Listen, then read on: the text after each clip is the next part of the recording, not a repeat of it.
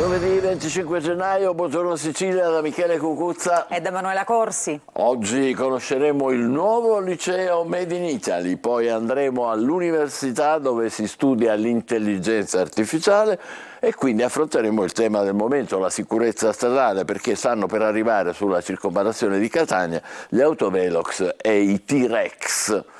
Ma intanto i fatti del giorno, il cerchio magico della Dem Safina, concorsi e gare su misura e nomine in cambio di favori. Il deputato regionale del PD avrebbe spinto lavori per avere maggiore visibilità. L'indagine è partita da un incendio doloso alla Trapani e Servizi. Vediamo. Il deputato regionale del PD Dario Safina, da stamane ai domiciliari per corruzione, turbativa d'asta e rivelazione di notizie d'ufficio, attraverso i suoi avvocati ha fatto sapere che si è autosospeso dal PD e dal gruppo parlamentare. Scrivono i suoi legali che appena verrà chiarita sicuramente nel più breve tempo possibile la sua posizione giudiziaria, tornerà nel pieno esercizio delle funzioni parlamentari. In virtù dell'arresto di Safina deciso dal GIP, si innesca la procedura prevista dalla legge Severino che stabilisce le cause di sospensione degli eletti in caso di misura di prevenzione. Al suo posto all'Ars arriverebbe il segretario provinciale del PD trapanese, sindaco di Salemi Domenico Venuti, primo dei non eletti nelle file Dem in provincia alle ultime regionali. Intanto si apprendono nuovi particolari sull'inchiesta giudiziaria dei carabinieri del comando provinciale coordinata dalla procura e che vede indagati, oltre a Safina, anche altre 3 persone.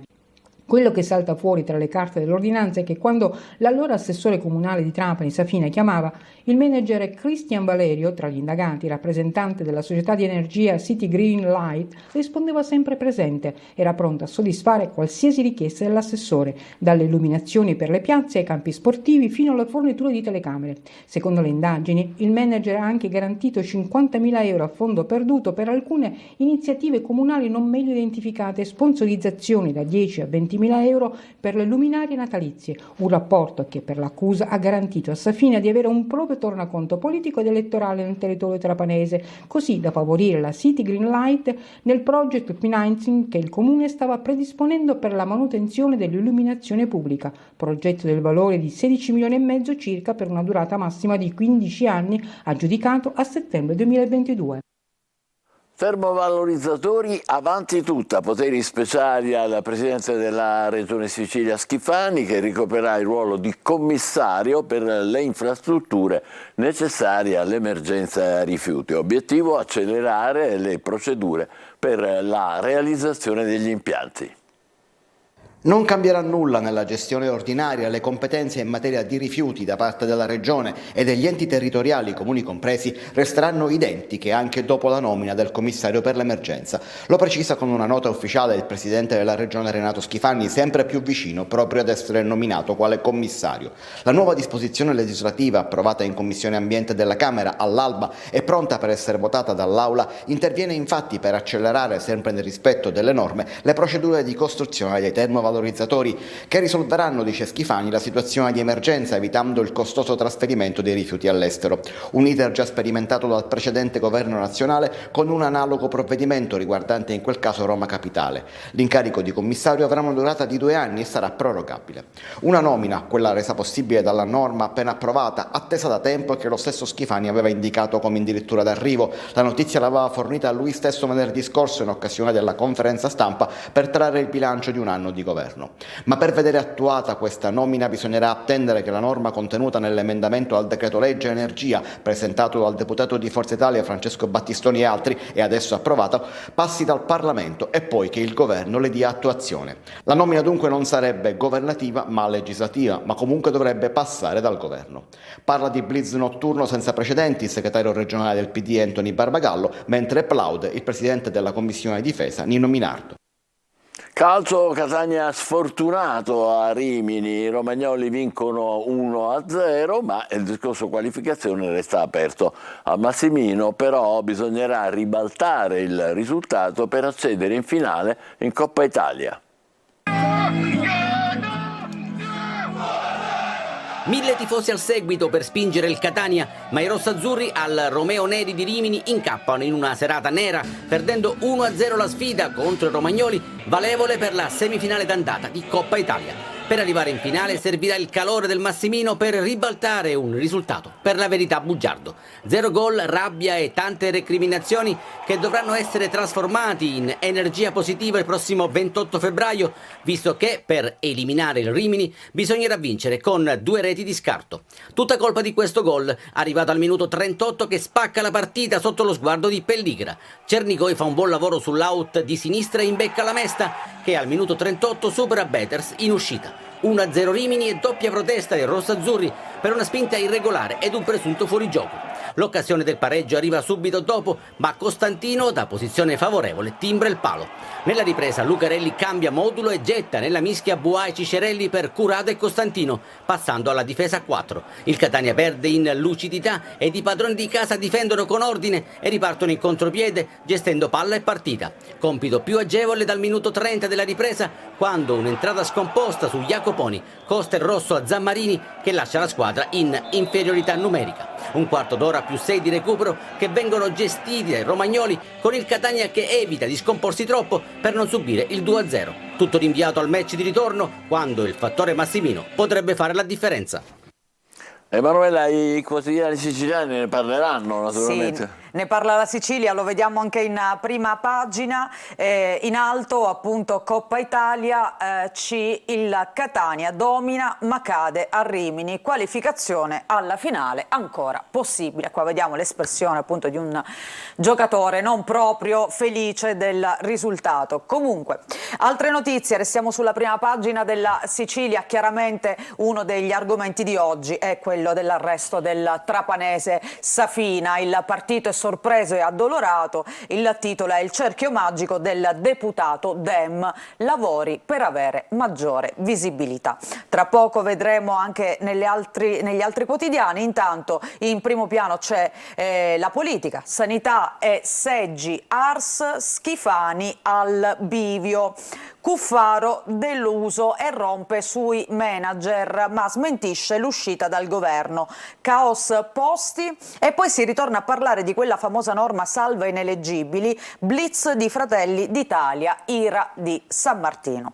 Ancora vediamo sui termovalorizzatori, il governatore in pista, ma è polemica sulla FSC, e ancora 2 leghe in guerra e l'effetto Lombardo, ora volano gli stracci. Questo un po' per riassumere tutto il quadro politico siciliano. E poi un altro argomento è gli arresti di ieri, 14 arresti a Librino. La Sicilia scrive hotel neve, blitz antidroga nel fortino di Librino, giro da 15.000 euro al giorno ai clienti nei palazzi dello IACP, offerta anche la stanza dello sballo, quindi compravi per stare comodi. Esatto, compravi e consumavi sul posto.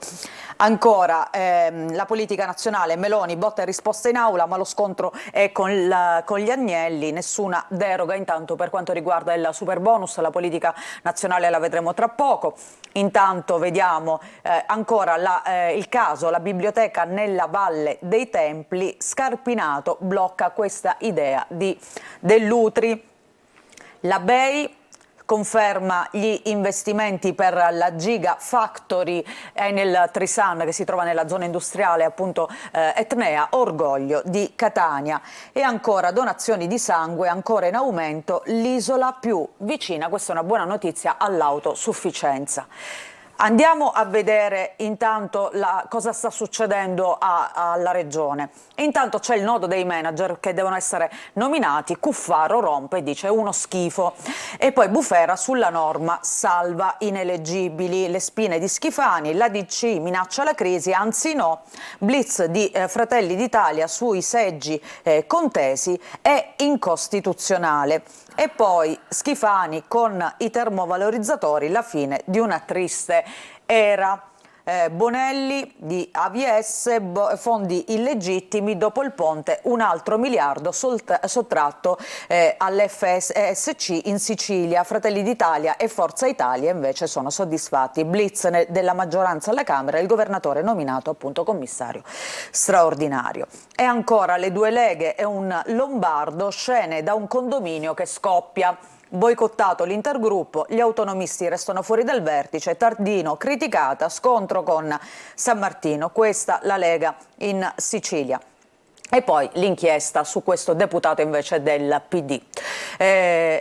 Concorsi e gare su misura, arrestato deputato del PD a Trapani. Safina avrebbe spinto lavori per avere maggiore visibilità. Le accuse sono queste: da assessore ai lavori pubblici avrebbe pilotato alcuni bandi con la complicità di 2 dirigenti e un consulente. Le reazioni: parla il segretario regionale del PD Barbagallo, sorpreso e addolorato dalle notizie, ma fiducia e appoggio ai magistrati. Questa è la posizione del partito.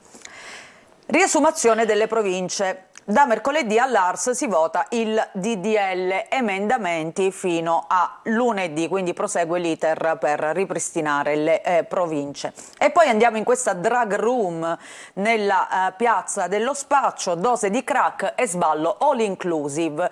Il gruppo criminale decapitato dai carabinieri smerciava droga in 2 alloggi dello IACP di Librino occupati abusivamente. E qui vediamo alcune foto intanto dei carabinieri e poi di Beatrice Casamassa, il comandante appunto di Fontana Rossa, che ha condotto questa azione contro questi criminali.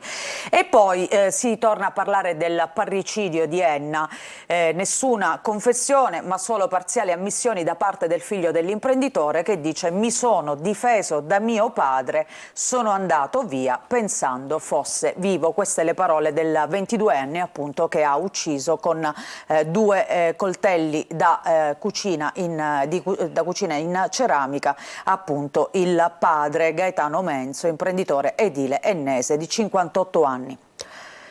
Andiamo a vedere la prima pagina di Catania. Anche qui in primo piano c'è la droga, le piazze di spaccio del vampiro, stimato un giro d'affari, dicevamo, da 15.000 euro al giorno, e in strada si vendeva marijuana, mentre negli appartamenti crack e cocaina. Erano 350 i clienti al giorno di questo, è stato definito anche un centro commerciale della droga, perché in base al piano dove andavi potevi acquistare droghe, cioè si partiva dalle droghe leggere nei piani bassi per arrivare a quelle chiaramente più pesanti. Blitz sottosopra, i carabinieri smantellano l'organizzazione che gestiva lo smercio di droga appunto in Viale Nitta a Librino. Quartiere catanese. Cambiamo adesso il quotidiano e andiamo al Giornale di Sicilia, che apre direttamente con i torbidi affari del deputato PD.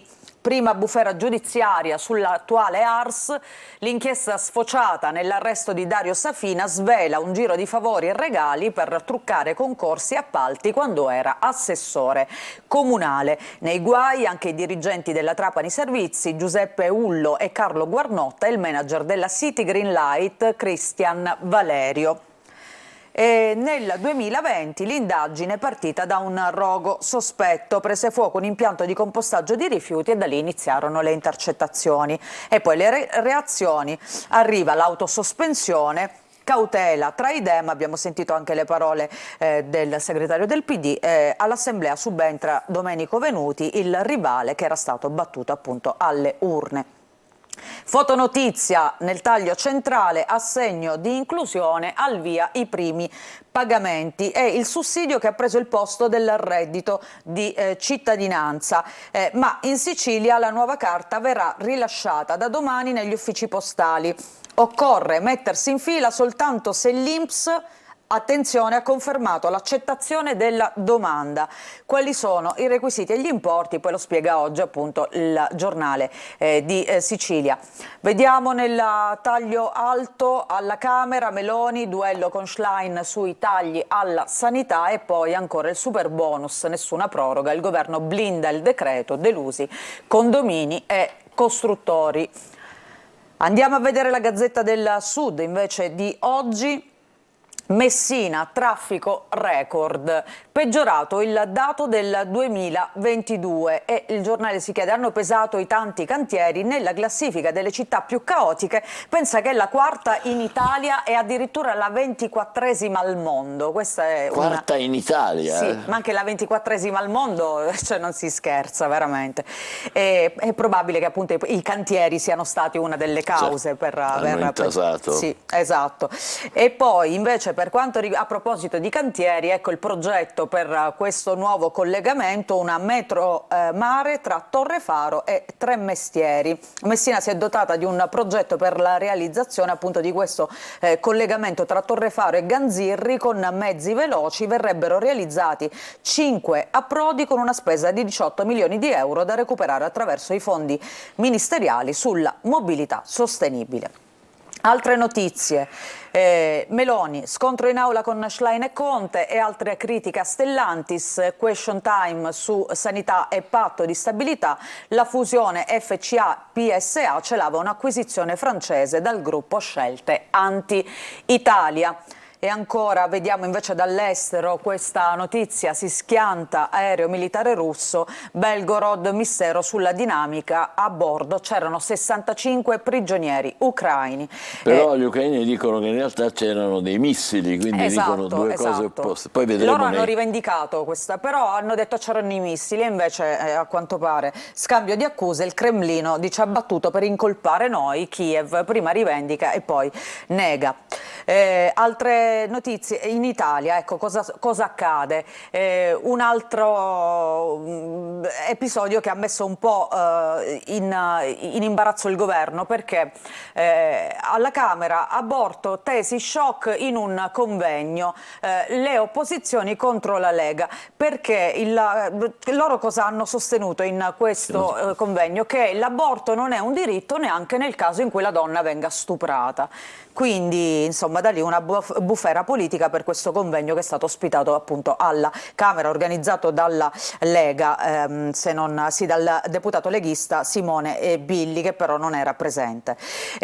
Ancora vediamo all'estero nuovo attacco degli Houthi, gli aiuti a Gaza bloccati dalle proteste israeliane, liberate gli ostaggi. E poi per quanto riguarda le presidenziali americane, New Hampshire vince Trump, Haley arriva seconda, dice non è ancora finita. Queste sono le primarie repubblicane, il tycoon verso la sfida a Biden.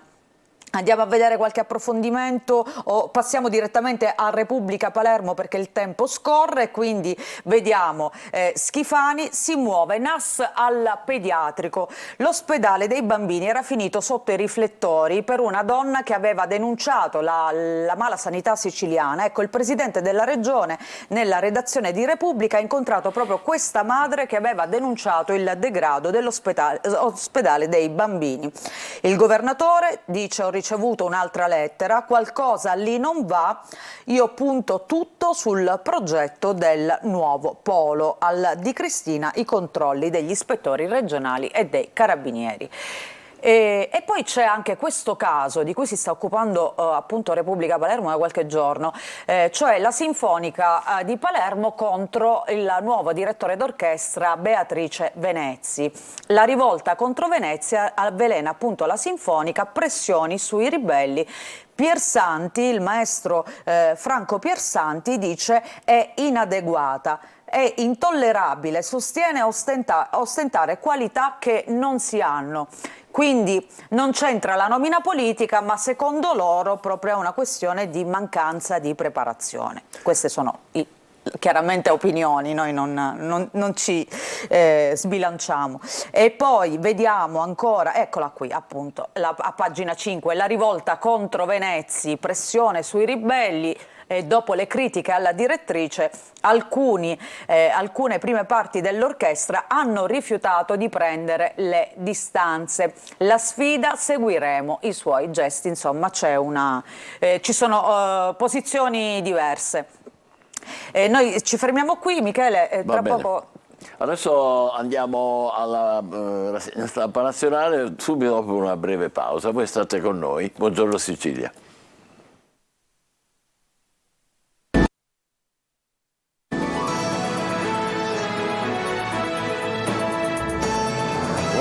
Sicilia è il momento della rassegna stampa nazionale con la nostra Emanuela. Sì, vediamo cosa scrivono i quotidiani oggi. Allora, uno dei temi è sicuramente il question time di ieri, che ha visto Giorgia Meloni appunto rispondere in aula alla Camera. Vediamo il Riformista che da question time scrive tasse time.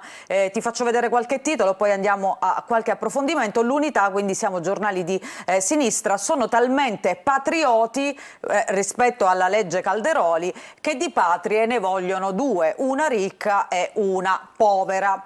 E ancora vediamo il Mattino, scrive Meloni Schlein, prima sfida, il Premier replica in aula alla leader PD e a Conte su sanità e fondi, prove di confronto televisivo. De Luca intanto lancia da Napoli la mobilitazione anti-autonomia, il centrodestra parla di propaganda. Il Manifesto, Meloni alla Camera scatta il triello, al question time scontro con Schlein, Conte vuole stare in partita e incalza, quindi dal triello andiamo invece al duello domani, sanità scontro tra Meloni e Schlein, il primo duello lo vince la Dem. Domani designa la vincitrice. Ha già preso posizione. Alla Camera nuova polemica con Stellantis, celata la vendita ai francesi. E poi invece, quindi se da un lato dicono che è stata la Schlein a vincere, il Tempo invece scrive dilettanti allo sbaraglio.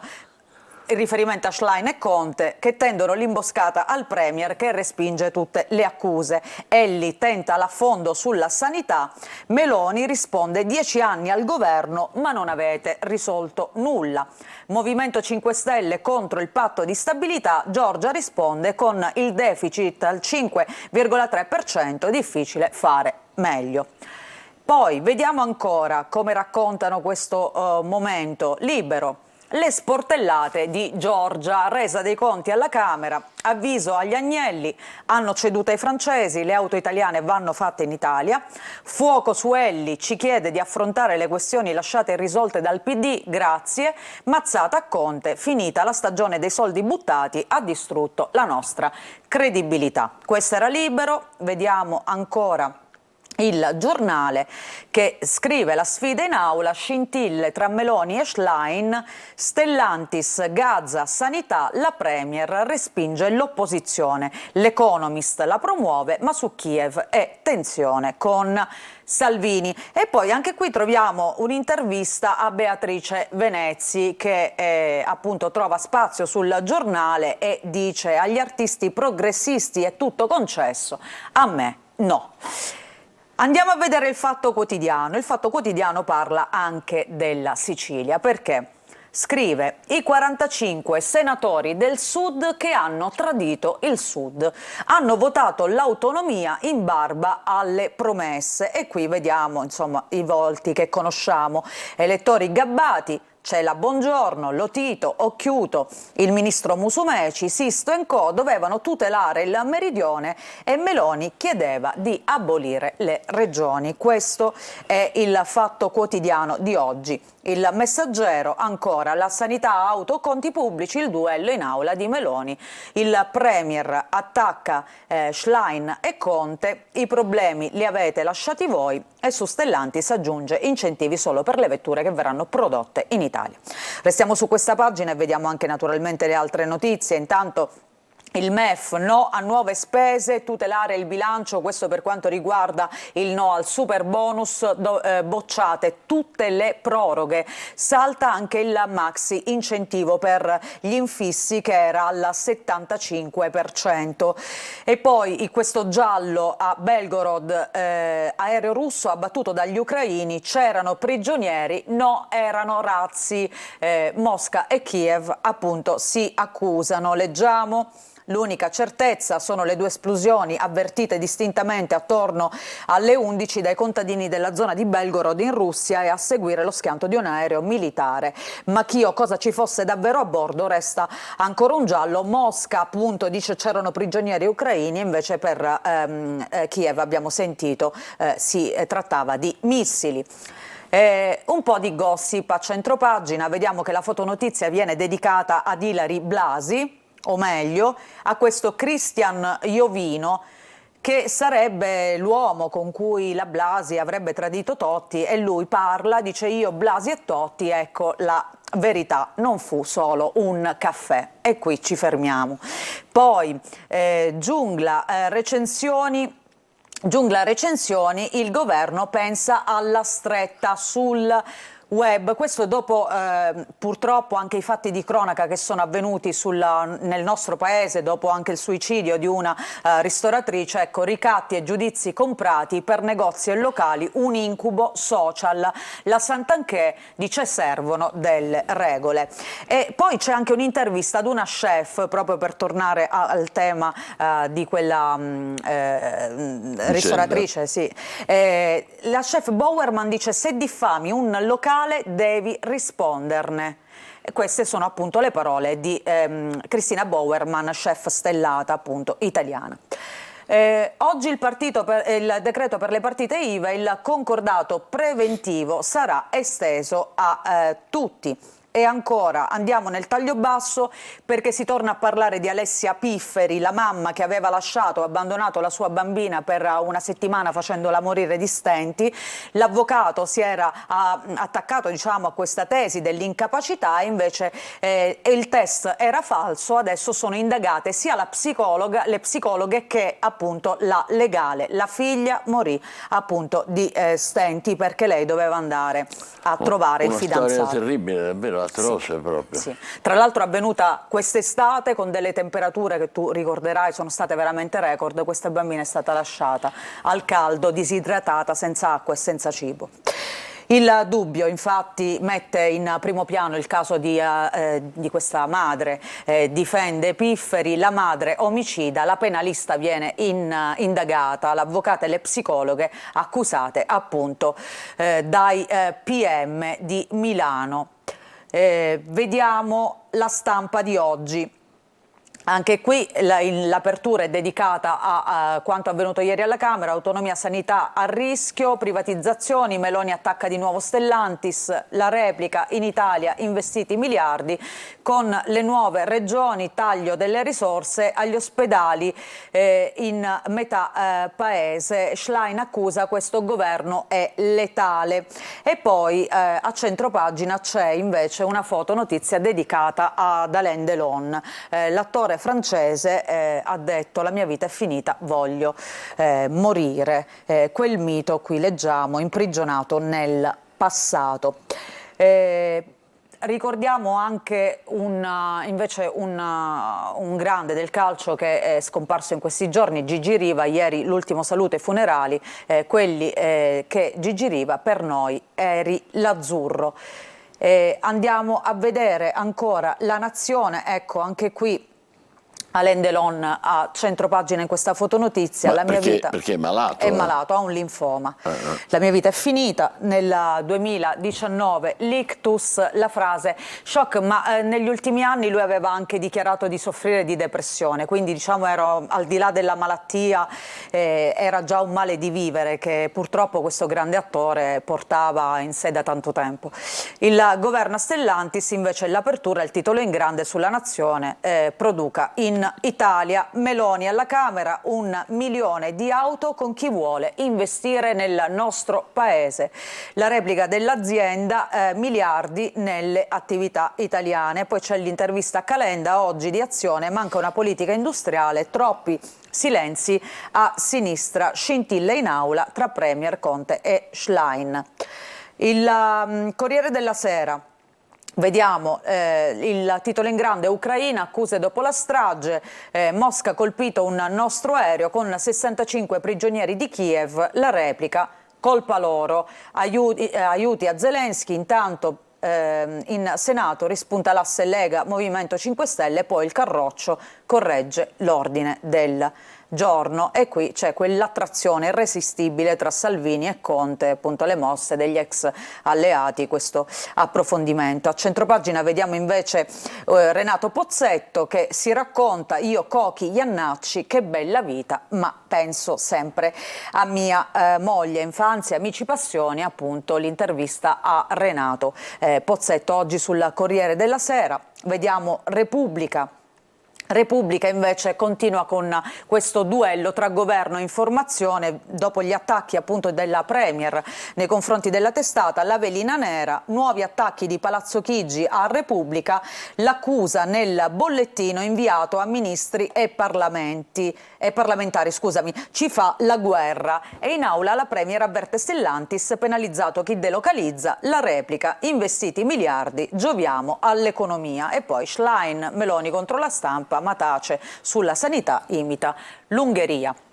Se abbiamo ancora, vediamo qualcosa all'interno, oppure velocemente ti faccio vedere, perché si torna a parlare di questi migranti che devono andare in Albania. Quindi migranti in Albania, bufera dopo il primo sì alla Camera, negati tutti i diritti e no ai controlli. L'accordo passa alla Camera, l'ira delle opposizioni, garanzie violate per donne, minori e vittime di abusi. Le ONG dicono esclusi. E poi c'è un racconto: assiderati nella cella frigorifera, il dramma di 3 ragazzini tunisini nascosti sulla nave verso l'Italia. Veramente terribile. Provvisoriamente ci fermiamo qui, andiamo a dare un'occhiata al tempo e poi i primi ospiti. State con noi, buongiorno Sicilia. Ben ritrovati ai nostri telespettatori da Vanessa Minotti di Trebi Meteo, anticiclone protagonista su tutta l'Italia per la giornata di giovedì, da segnalare solo innocue velature di passaggio e temperature massime ovunque oltre la media. In dettaglio in Sicilia attese condizioni di bel tempo, solo qualche annuvolamento sulla fascia tirrenica, venti a tratti sostenuti con mare fino a mosso sulle coste meridionali e occidentali, calmi o poco mossi altrove. Clima mite con massime oltre la media, raggiungeremo punte di 17-18 gradi. Per quanto riguarda poi la giornata di venerdì, il sole splenderà ovunque in Sicilia, avremo solo qualche annuvolamento di passaggio nuovamente sulla fascia tirrenica, venti che tenderanno ad indebolirsi, temperature massime che resteranno ancora al di sopra delle medie stagionali, valori che raggiungeranno nel pomeriggio ancora punte di 18 gradi. Tutti i dettagli come sempre sull'app di Trebi Meteo. Quindi cucino io Cucini tu oggi. Nostro ospite il professor Giovanni Lutri, che è dirigente scolastico dell'Istituto Michele Amari di Giarre. Benvenuto e buona giornata. Con lei vogliamo parlare di questo liceo Made in Italy che debutterà l'anno prossimo, quindi non quest'anno ma dal 24-25. È un nuovo indirizzo didattico, giusto professore? Che cos'è? Sì, è una novità dal punto di vista formativo del prossimo anno scolastico. Una novità che il governo diciamo, tiene moltissimo a che possa partire nel migliore dei modi. Il Michele Amari di Giarre diciamo, si è candidato in quanto ha al proprio interno alcune sezioni del Liceo delle Scienze Umane, opzione economico-sociale, all'interno del quale nasce questo nuovo indirizzo di studi. Che formerà imprenditori, quale sarà lo scopo? Lo scopo è quello di valorizzare e promuovere il Made in Italy e quindi creare delle figure professionali che ovviamente poi andranno a formarsi anche a livello universitario, che abbiano queste competenze, e cioè quello di innanzitutto conoscere quello che c'è di eccellente in Italia, promuoverlo in Italia e all'estero. Insomma, non è l'unico, ce ne saranno anche altri naturalmente in provincia di Catania e poi anche in Sicilia. Ecco, quanto durerà, come gli altri licei più o meno? Sì, è un liceo, almeno da quello che sappiamo in questo momento, perché devo dire la verità, siamo stati coinvolti nel periodo di Capodanno, quindi diciamo abbiamo avuto pochissimo tempo per come dire, anche pubblicizzare questa nuova offerta formativa. Quindi quinquennale, allora dovrebbe essere quinquennale. Al momento però sappiamo qual è quali sono le materie del biennio. Il triennio ci sarà comunicato in seguito. Sono richieste competenze particolari naturalmente, quali saranno prevalentemente? Allora, per i primi 2 anni, ripeto perché per i trienni ancora è tutto in fieri, per i primi 2 anni diciamo che questo liceo è un po' misto, nel senso che ci sono delle materie umanistiche, l'italiano, 4 ore di italiano, nel primo e il secondo anno, la storia, la geostoria, materie scientifiche, la matematica con l'informatica, le scienze, e poi materie proprie di indirizzo, diremo, almeno per i primi 2 anni, l'economia politica e il diritto. Però c'è una novità sostanziale che è fondamentale, secondo me, Ci dica. della storia dell'arte, Ah. 1 ora alla settimana almeno in questi primi 2 anni. Beh, è importante. E poi ci sono le materie STEM. Che sono le materie STEM? Le materie scientifiche, praticamente ecco. la matematica, l'ingegneria, le materie che diciamo preparano per un futuro, anche se ovviamente non bisogna mai dimenticare che le materie umanistiche sono fondamentali. Certo. Ci sarà quindi anche scienze, tecnologia, abbiamo detto engineering, ma questo in inglese, no? Science, technology, engineering, mathematics, eccetera. Ma si faranno anche dei tirocini, vero professore? Sì, dei tirocini che comunque sono già previsti dall'ordinamento scolastico Personalizzati. italiano, sì, personalizzati, anche se ancora non abbiamo indicazioni ben precise, però bisogna ricordare che nel triennio già esistono i percorsi di orientamento, i cosiddetti PCTO, che hanno lo scopo proprio di orientare i ragazzi anche verso il mondo del lavoro. Ovviamente in questo tipo di liceo saranno fondamentali questi percorsi per raccordarsi al mondo del lavoro. Abbiamo detto questo nell'anno scolastico 2024-2025, ma è già possibile iscriversi? Sì, è possibile dal 23 di questo mese, dall'altro ieri. Quindi È possibile, diciamo che la mia scuola già ha ricevuto l'interesse di alcune famiglie. Eccolo qua, c'è scritto, vedete, aperte le iscrizioni per il liceo del Made in Italy, guardate che bello, Sì, già abbiamo l'interesse di alcune famiglie per questo tipo di liceo. Devo dire che è l'unico liceo della zona ionica ed etnea. Diciamo che l'anno prossimo neanche a Catania sarà attivato questo tipo di studio. Sì. Quindi le altre arriveranno successivamente? Allora, è previsto da quello che ci hanno detto anche all'ufficio scolastico regionale che dall'anno prossimo probabilmente altre scuole potranno, come dire, inserirsi nella richiesta di avere questo tipo di liceo. Quindi potrebbero essere nelle altre province, anche non solo Catania, ma anche altre. Diciamo che quasi tutte le province siciliane sono state, anzi da notizie del Ministero, dei 92 istituti che in tutta Italia hanno avuto per l'anno prossimo il liceo del Made in Italy, ben 17 sono solo in Sicilia, la prima regione italiana. Caspita, viene prima della Lombardia. Lombardia. Sì, 12 ne ha avute la Lombardia, 17 la Sicilia. E anche il Lazio dove c'è Roma. Il Lazio anche 12 ne ha avuto, sì, almeno da notizie del Ministero. È un bel primato, non c'è dubbio. Ma è vero che sostituisce gradualmente un altro corso di studi, non è completamente nuovo, è così? Cioè, allora, l'indirizzo economico. Sì, e questo forse è un punto di cui discutere, da chiarire, perché il liceo delle scienze umane opzione economico-sociale è simile, però non è del tutto sovrapponibile al liceo del Made in Italy perché gli scopi sono diversi, le finalità formative sono diverse e devo dire che è un indirizzo di studi, l'opzione economico-sociale, molto richiesto dalle famiglie e quindi questo potrebbe creare un problema sia se noi li sovrapponiamo, sia per il liceo del Made in Italy, per il suo nascere e sia anche per l'opzione economico-sociale del liceo del. Mi scusi professore, ma i docenti sono già formati per fare questo tipo di nuovo insegnamento? Sì. Allora, i docenti nel senso non sono formati, nel senso che hanno ancora poca informazione su come andrà, soprattutto nel triennio, ripeto, questo liceo, però nelle discipline, quelle umanistiche o quelle scientifiche, si attingerà alle graduatorie, quelle presenti in regione e quindi sicuramente i docenti sono lì perché hanno superato concorsi, hanno fatto dei corsi e quindi sono già preparati. Certo. Tanto per dirlo terra terra, uno fa questi 5 anni, professore, e poi dopo che cosa può fare? Una volta che prende il diploma, questo avverrà fra 5 anni, vedremo come, eccetera, eccetera. Allora, questo diciamo ripeto ancora è tutto da costruire. Io immagino che un liceo del genere possa essere un liceo già professionalizzante dopo i 5 anni.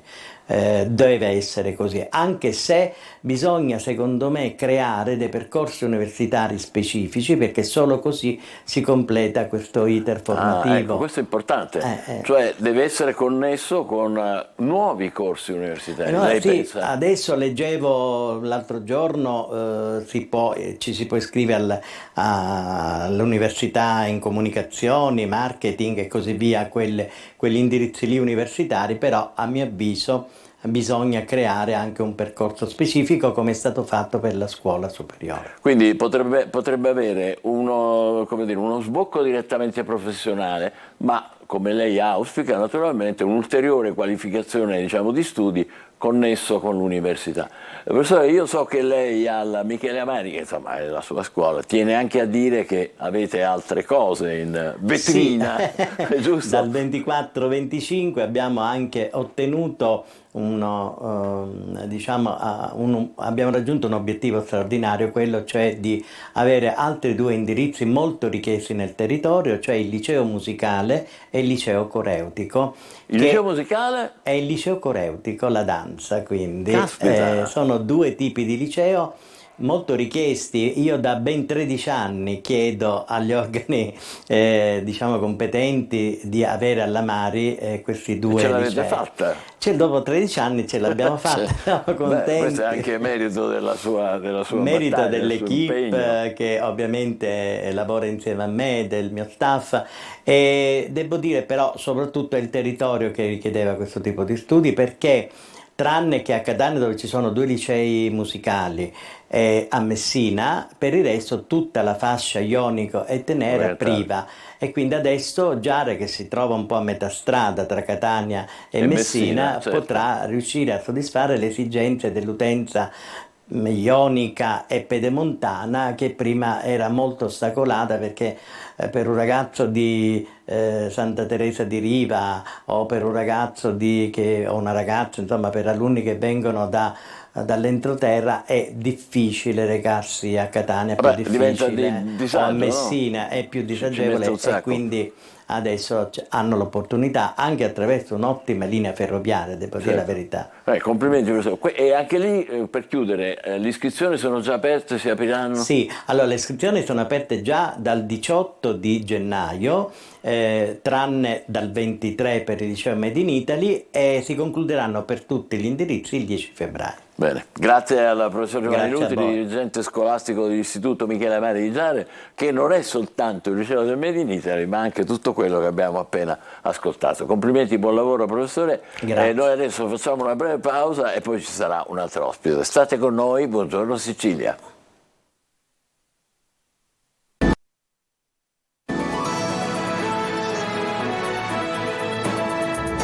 Buongiorno Sicilia, parliamo tanto di intelligenza artificiale, un po' l'argomento del giorno e anche del nostro futuro. Ebbene, dovete sapere che in Sicilia, anzi all'Università di Palermo, esiste già un corso di laurea in intelligenza artificiale. Se ne parla il professor Marco Elio Tabacchi, che è in collegamento con noi. Buongiorno professore e benvenuto. Buongiorno. Allora, è una laurea, quanto dura questo corso? È una laurea triennale, come le altre lauree triennali tradizionali. Sì, dovrebbe parlare un po' più vicino al microfono cortesemente, altrimenti la sentiamo poco. E quindi laureandosi che formazione, che professionalità abbiamo? Le professionalità dell'intelligenza artificiale sono tante, principalmente si diventa data scientist, quindi una persona che analizza i dati utilizzando appunto l'intelligenza artificiale, quindi facendosi supportare da algoritmi specifici. Si diventa machine learning specialist, cioè una persona che costruisce gli algoritmi di intelligenza artificiale che si vedono per esempio nei comuni programmi che oggi si utilizzano, GPT, ChatGPT. Quindi professore, sono quelli che alimentano l'intelligenza artificiale, giusto? Machine learning, come dite voi? Sì, sono quelli che costruiscono questi algoritmi e fanno sì che questi dati abbiano un senso essenzialmente. Perfetto. Noi siamo immersi La nei dati. interrompo un attimo, professore, perché con Emanuela Corsi vogliamo guardare un momento, diamo un'occhiata a un articolo che c'è oggi. Lo commentiamo insieme, professore, vediamo. Su Repubblica, appunto, si parla di una chat GPT tricolore. Anche l'Italia avrà il suo modello di IA creata da iGenius con Cineca, un modo per rispondere allo strapotere di Stati Uniti e Cina. Le farà piacere, professor Tabacchi, questo, no? Sì, anche perché è importante che ci siano delle versioni localizzate degli algoritmi di language modeling, essenzialmente perché questa fino adesso è stata una ricerca che è stata molto americocentrica. Sì, professore, le posso fare una domanda? Mi scusi, lei ha alle sue spalle una serie di apparecchiature che ci incuriosiscono molto. Di che si tratta? Questo è un cimitero dell'informatica, glielo inquadro anche forse Sì, è bellissimo. più Ah, è un diffusamente. cimitero. Caspita, ecco, Sì, è un'installazione con tecnologia ormai obsoleta, diciamo, che già. appartiene al passato. È un ricordo di quello che siamo stati come informatici negli ultimi 30 anni. Tutti i passi in avanti che sono fatti, che poi però finiscono per chiudersi. Che cosa si studia, professore, nel corso di laurea di intelligenza artificiale? Si studiano ovviamente le materie tradizionali delle scienze esatte, quindi la matematica, la fisica, però al contempo si studiano anche le materie umanistiche. Per esempio c'è un corso di psicologia cognitiva, perché noi dobbiamo capire come rapportarci al computer come esseri umani, come insegnare al computer a ragionare come gli esseri umani. Si studia anche etica e diritto, perché quando costruiamo questi algoritmi dobbiamo essere consapevoli di quali sono i diritti degli esseri umani e di quali sono le leggi che governano la gestione dei dati. E poi si fa molta applicazione, ovviamente, essenzialmente è un corso integralmente applicativo. Anche le materie teoriche classiche come la logica, infatti il corso si chiama logica computazionale, una volta fatta una prima piccola porzione di teoria, tutto il resto del corso è implementazione, è operazionalizzazione dei concetti essenzialmente. Fantastico. Professore, ma siete in tanti formati per essere docenti di questa materia? Non deve essere una cosa antica, deve essere tutto un progresso recente, no? O mi sbaglio? Beh, la storia dell'intelligenza artificiale parte dagli anni 60 e 70, quindi in realtà un po' di storia, se vogliamo, c'è. Le persone formate sono tutte quelle che hanno iniziato la loro carriera come informatici e poi piano piano si sono versati verso questo dominio dell'intelligenza artificiale, quindi dello sviluppo degli algoritmi. L'attuale corpo docenti sono una ventina di persone. Una ventina. Ricordo che stiamo parlando con il professor Tabacchi dell'intelligenza artificiale che si studia all'Università di Palermo, per chi si fosse messo in ascolto soltanto adesso. E allora, professore, le devo fare la domandona un po' banale, ma anche centrale, che tutti si fanno. A che punto siamo in questa costruzione dell'intelligenza artificiale? Perché tutti dicono rischi, pericoli, lo dicono persino quelli che l'hanno sperimentata e l'hanno inventata. Cioè è giusto che ci dobbiamo preoccupare oppure no? E poi a che punto siamo? Cioè l'intelligenza artificiale che c'è, di cui disponiamo, può anche ragionare, può anche inventare come fa il nostro cervello e quindi diventare anche competitiva con l'uomo? Partiamo dall'ultima domanda. Una risposta certa ancora non c'è, Bellissimo, non c'è un accordo tra gli scienziati. Alcuni sostengono che i computer sono già capaci di una forma di ragionamento, altri sostengono che gli attuali modelli siano dei semplici modelli statistici, quindi dietro la generazione di frasi apparentemente corrette o di comportamenti apparentemente corretti, come quelli del robot che stiamo vedendo, non c'è altro che un meccanismo, non c'è una vera comprensione. I pericoli dell'intelligenza artificiale sono tipicamente ascritte all'idea, per esempio, che perderemo una grande forza lavoro a causa dell'intelligenza artificiale, quindi che le persone non avranno più un lavoro. I dati più recenti dicono che nei prossimi 5 anni perderemo 87 milioni di posti di lavoro al mondo, ovviamente a causa dell'intelligenza artificiale. Caspita, 87 milioni. Sì, però questi posti di lavoro sono posti di lavoro a bassa specializzazione. Ecco. La stessa indagine del World Economic Forum, quindi sicuramente di una fonte autorevole, dice che ne guadagneremo 97 mila milioni ad alta specializzazione.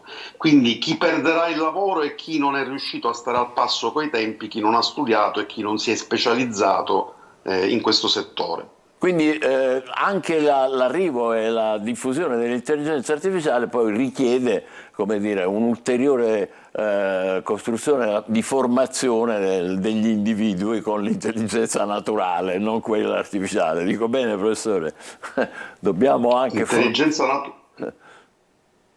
Prego. L'intelligenza naturale non è fungibile. Senza l'intelligenza naturale non esiste l'intelligenza artificiale. Esatto. Però dobbiamo studiare per arrivare a nuovi livelli e avere nuove occupazioni. Ecco, c'è il rischio, per banalizzare un po', che poi tutto questo vada fuori controllo, che è un po' quello che ci hanno fatto vedere in questi anni alcuni film di fantascienza, eccetera. Beh, per scherzarci su, diciamo che finché un computer non ha un paio di gambe non ci può venire a picchiare, il rischio è sempre molto relativo. Gli algoritmi si possono spegnere.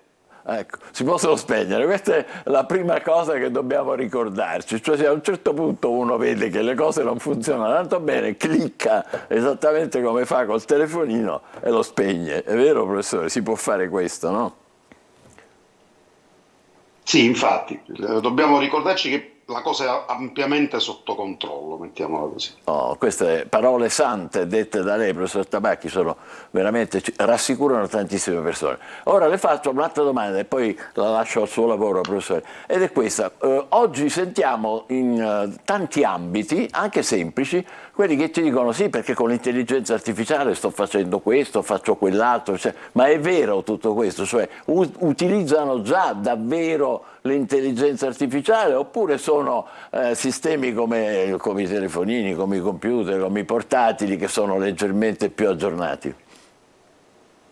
No, oggi l'intelligenza artificiale è già in utilizzo. Per esempio, uno dei grandi utilizzi è quello, e si sta iniziando in maniera molto frequente, ad avere degli assistenti ai servizi basati sull'intelligenza artificiale. Quindi chi chiama un call center o un servizio di supporto, il primo livello di supporto che si offre sempre più spesso è un algoritmo di intelligenza artificiale, o basato sul testo, quindi il cosiddetto chatbot, o anche ormai basato sulla sintesi vocale, sulla capacità di riconoscere il parlato umano.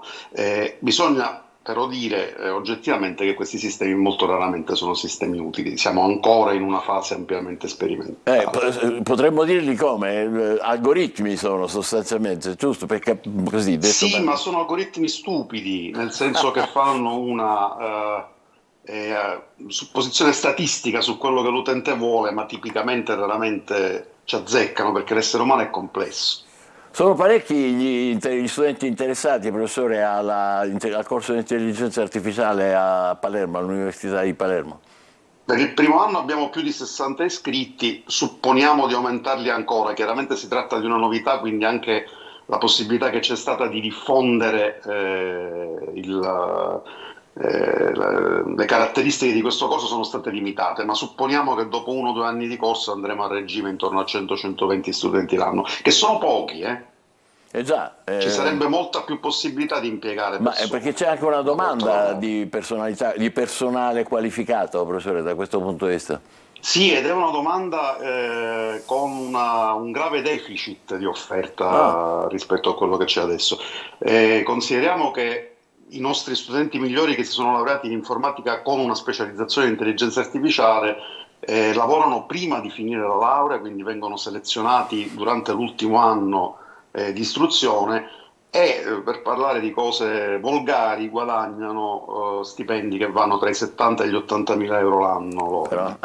Complimenti. Quindi comunque si tratta, per gente appena laureata, è oggettivamente un'ottima carriera. Le facciamo una promozione straordinaria, professore, già stamattina, chissà, aumenterà il numero degli iscritti rapidamente, perché è interessantissimo. Ci contiamo. Bene, è interessantissimo tutto quello che ci ha detto e anche, come dire, le cose entro le quali ci muoviamo senza parlare di cose assurde che non esistono neppure. Grazie tante al professor Tabacchi, docente di intelligenza artificiale all'Università di Palermo. Custodisca quella specie di costruzione che ha alle sue spalle, che è veramente affascinante, perché ci fa vedere un po' la storia che abbiamo percorso rapidamente in questi ultimi anni. Grazie e buon lavoro, professore.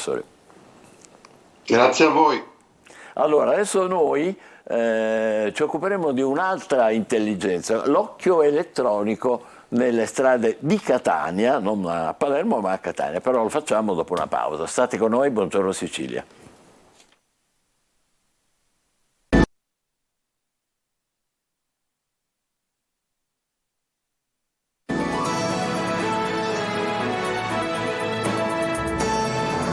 Sicilia abbiamo un ospite ancora, Marco Belfiore, che è coordinatore regionale della Compacta, cioè una delle associazioni delle autoscuole.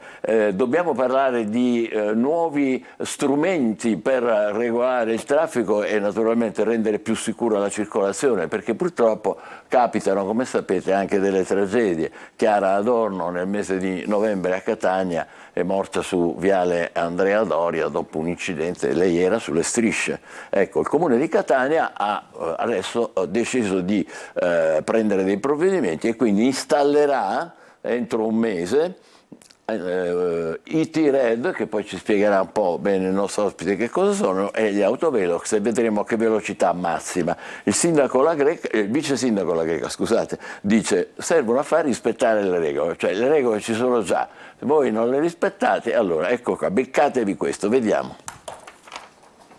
T-Red e autovelox per mettere un freno a chi scambia la circonvolazione di Catania per un circuito di Formula 1, mettendo a repentaglio la propria vita e quella degli altri. Il sacrificio di Chiara Adorno, la studentessa originaria di Solarino, travolta ed uccisa sulle strisce pedonali sul viale Andrea Doria, non è stato vano.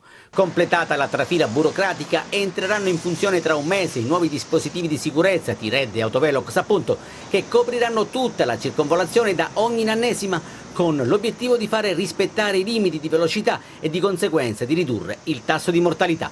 Ne è convinto il vice sindaco di Catania Paolo La Greca, che, statistiche alla mano, sottolinea che con i 30 km all'ora gli incidenti mortali si riducono al 5%, a 50 km all'ora salgono notevolmente, ma comunque rimanendo all'intorno del 50%, quindi la minore velocità è una garanzia per la sicurezza dei pedoni. Parola d'ordine sicurezza e soprattutto rispetto delle regole. Sono strumenti quindi che serviranno soltanto a fare rispettare l'attuale codice della strada. Intanto è in stand-by il progetto del sovrappasso nei pressi della cittadella universitaria, che sembrerebbe non convincere del tutto gli addetti ai lavori. In studio con Marco Belfiore, coordinatore regionale della Compacta, che è una delle associazioni che riunisce, diciamo, le autoscuole. Le volevo chiedere subito un paio di chiarimenti, quindi T-Rex e autovelox da ogni nannesima, quindi lungo tutta la circonvallazione. Sì, diciamo che l'amministrazione ha deciso con questa manovra drastica di puntare alla sicurezza, ecco. Anche se secondo me, diciamo, non è l'unica soluzione da adottare, anzi quale sarebbe l'altra? A mio avviso intanto eliminare tutti gli attraversamenti non presidiati da lanterna semaforica. Ne abbiamo troppi. Non presidiati da? Lanterna semaforica, quindi da semaforo.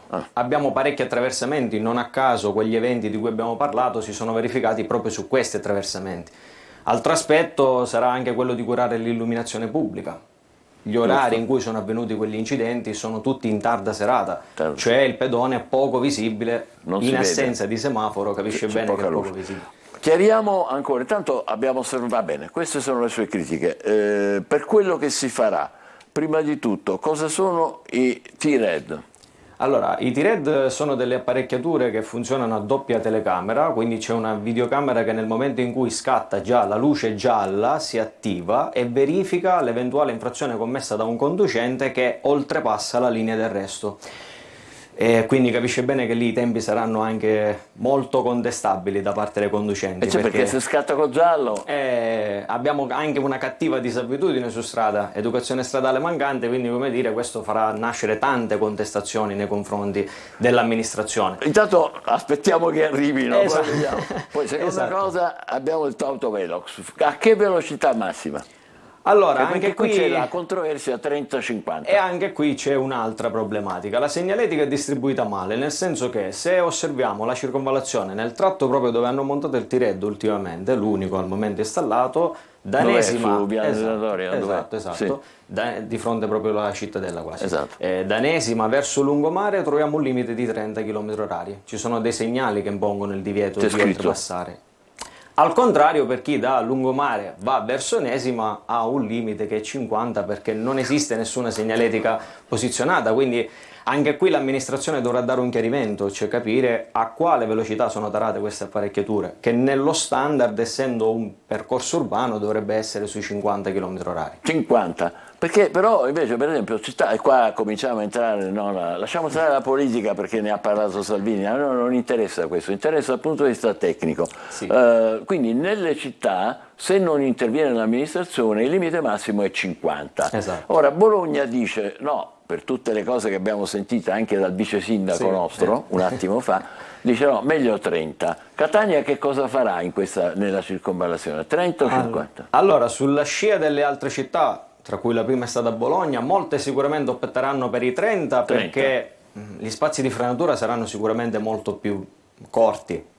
C'è da dire che però, come ha suscitato anche Salvini ultimamente, questo potrebbe creare anche un blocco, una congestione al traffico per gli utenti, ma soprattutto anche gli utenti cercheranno delle vie di fuga alternative, cioè sposteremo la grande circolazione che ospita al momento la circonvallazione su percorsi alternativi. Cioè, come dire, va bene, maggiore Esatto. sicurezza, ma ci mettete Risolviamo di più. la circonvallazione, ma ecco, spostiamo le altre vetture sui centri. Però sull'interno io città. ho sentito che i favorevoli ai 30 dire, ma tanto col traffico che c'è nelle città quasi nessuno arriva a 50, si fanno 30 di fatto, quindi tanto vale dirselo, ecco. Sì, solo che appunto se c'è un'apparecchiatura elettronica che poi registra questo dato, capisce bene che anche il 31, 32 inizia a diventare una contestazione e quindi da lì apriamo un altro Sono guai, esatto, inneschiamo un altro fenomeno. Va bene, adesso questo poi lo vedremo naturalmente al suo tempo quando entreranno in funzione.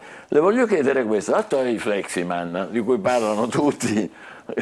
Allora, Fleximan è uno che non vuole fermarsi e dice che sto arrivando, ma che fa questo qua? Chi è? Ci spieghi un po'. Allora, sicuramente è un soggetto che io credo, non tanto per sposare la sicurezza, più che altro per attirare dei follower, ha innescato questo fenomeno di abbattere gli autovelox.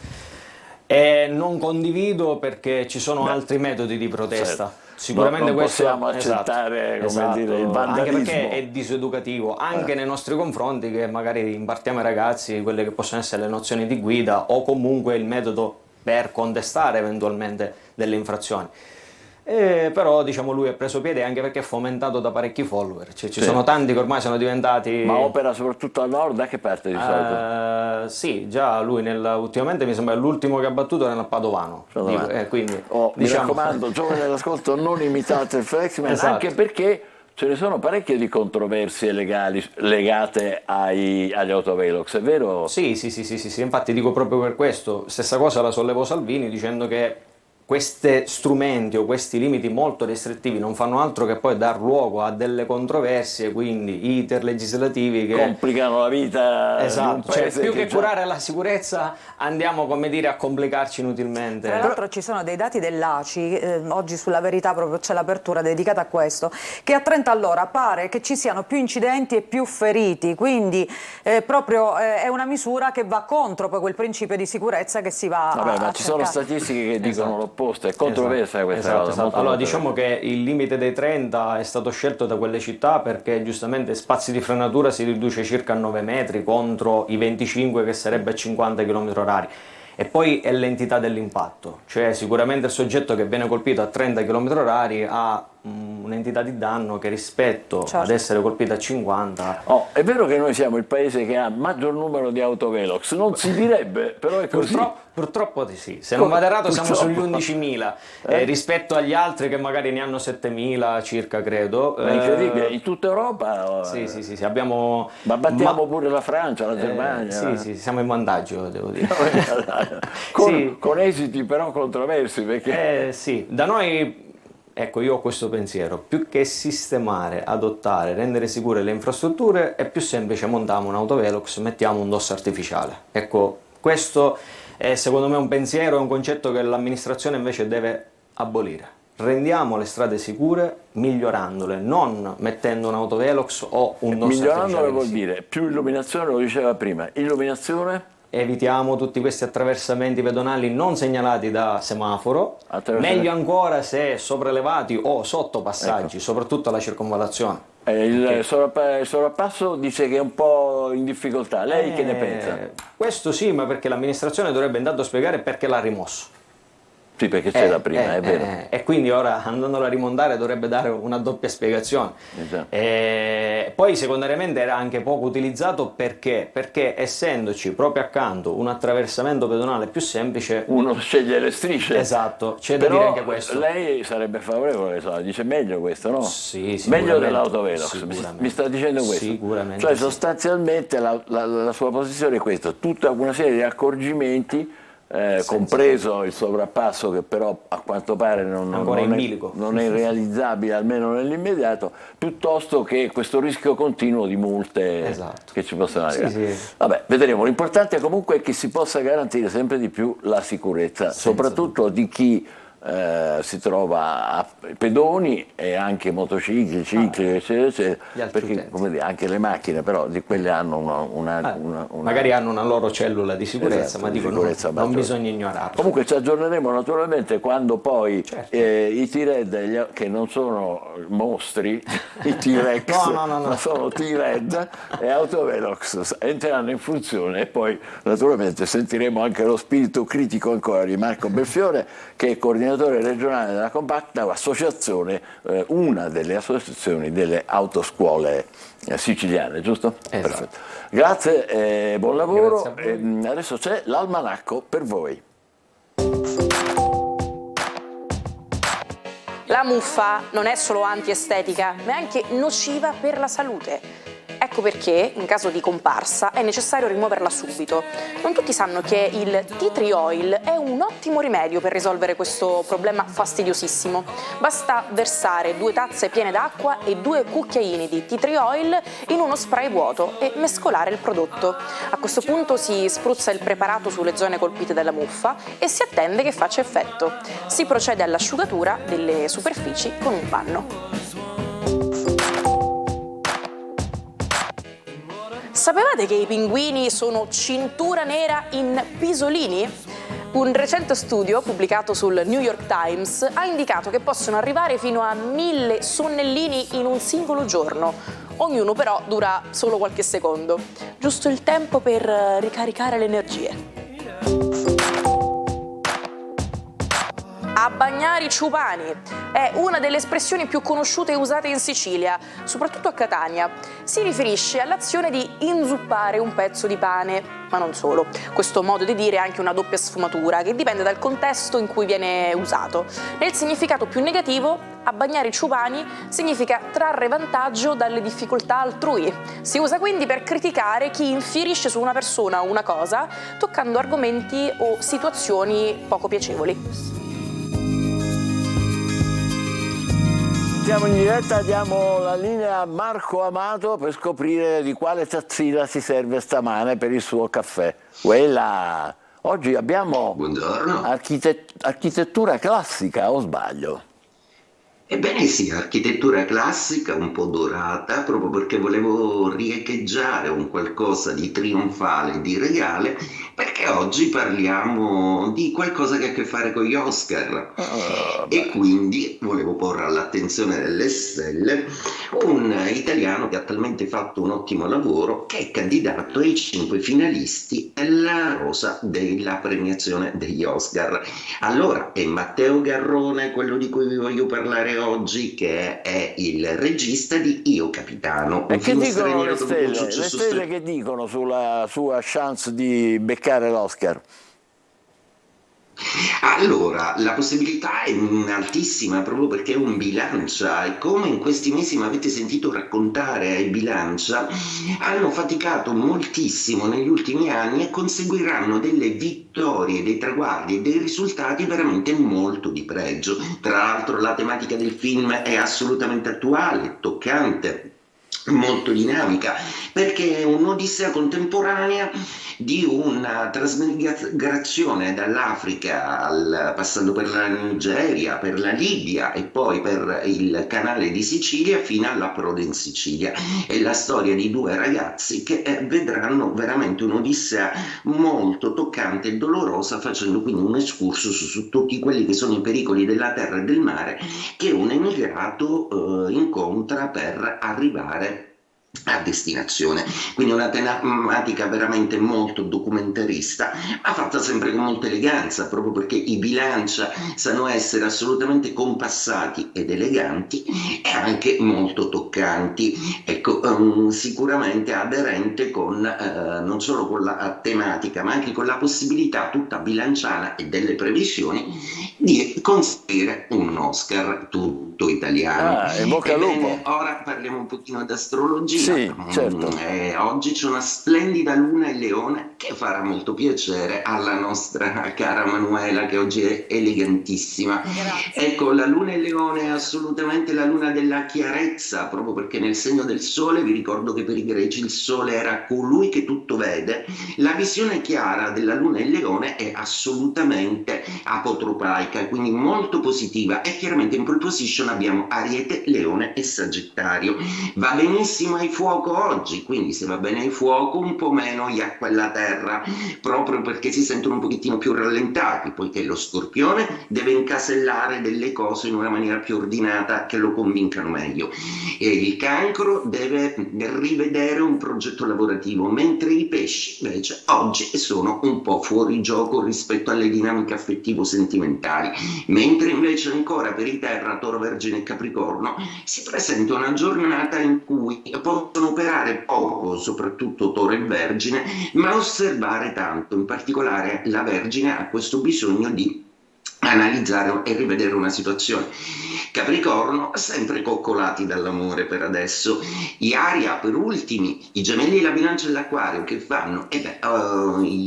Oggi la Luna è Leone, quindi è opposta all'Acquario. Anche l'Acquario deve rivedere un po' di cose, ma sta per partire verso degli ordini nuovi che riconfigureranno il suo mondo. Ottimo per i Gemelli da un punto di vista affaristico, stupendo per la Bilancia che oggi rilancia proprio sui sentimenti e su una nuova storia d'amore in corso. E detto questo, tra stelle, luci e Oscar, vi auguro una splendida giornata. Grazie anche a te. Grazie. Marco, complimenti per tutto, anche per il tuo look, perché non è solo Emanuele elegantissima, ma anche il nostro Marco Amato oggi sfoggiava. Grazie Eccola qua. infinite, Guardate che Grazie. giacca meravigliosa, ti invidio moltissimo.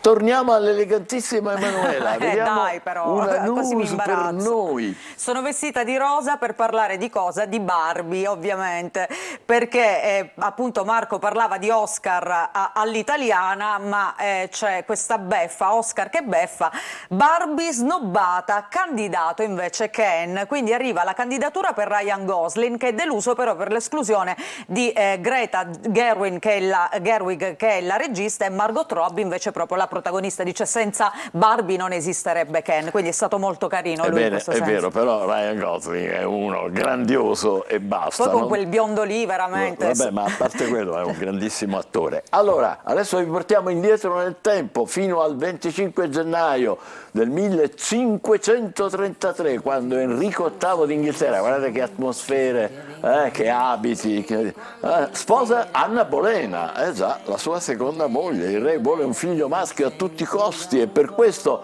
abbandona la prima moglie e si mette addirittura contro contro il Papa, aprendo la strada alla nascita della Chiesa d'Inghilterra.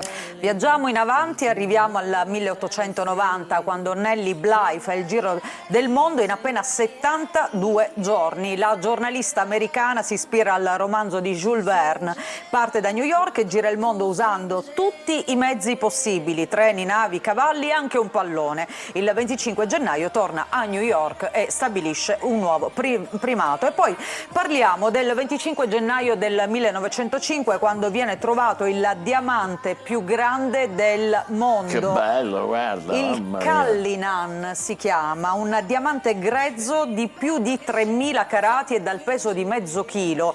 Lo trova Frederick Wells, il direttore di una miniera in Sudafrica. Ma se l'è tenuto lui? Non lo so, sarà l'uomo più ricco del mondo. Del mondo, in assoluto. Passiamo allo sport. Al 25 gennaio del 1924, guardate questi signori cosa stanno facendo. Primi giochi olimpici invernali a Chamonix, in Francia. Si decide di fare dei giochi sulla neve, appunto sul ghiaccio, e questi qua fanno l'hockey, il bob, lo sci, il pattinaggio. Stanno facendo pattinaggio. Ci sono 16 nazioni, 258 atleti, tutte le discipline naturalmente, sulla neve e sul ghiaccio. 25 gennaio 1924, altro primato, 25 gennaio 1949, primi Emmy Awards, i premi per le migliori produzioni televisive. I vincitori ricevono una statuetta che rappresenta una donna alata che regge un atomo, simbolo dell'arte e della scienza. Quella lì, la vedete la statuetta proprio al centro. Da allora gli Emmy Awards sono uno degli eventi più attesi e seguiti del mondo della televisione. Il 25 gennaio del 1985 invece si registra la canzone We Are the World per l'iniziativa USA for Africa. Si tratta di un progetto umanitario che riunisce 45 tra i più famosi cantanti americani. Tra questi ci sono Michael Jackson, Lionel Richie, Stevie Wonder, Bruce Springsteen. La canzone ha lo scopo di raccogliere fondi per combattere la fame in Africa e diventa chiaramente un successo mondiale. Oggi è il compleanno di Noemi, 25 gennaio 1982, una delle voci più apprezzate e versatili del panorama italiano. Inizia la sua carriera nel 2009 a X Factor, poi ha pubblicato 6 album partecipando a 4 Sanremo. Nel 2021 ha presentato Glicine, ricorderete, con cui conquista il pubblico. Adesso noi le facciamo i migliori auguri, ascoltiamo la bellissima Glicine, a voi facciamo auguri di una buona giornata e ci rivediamo alla prossima.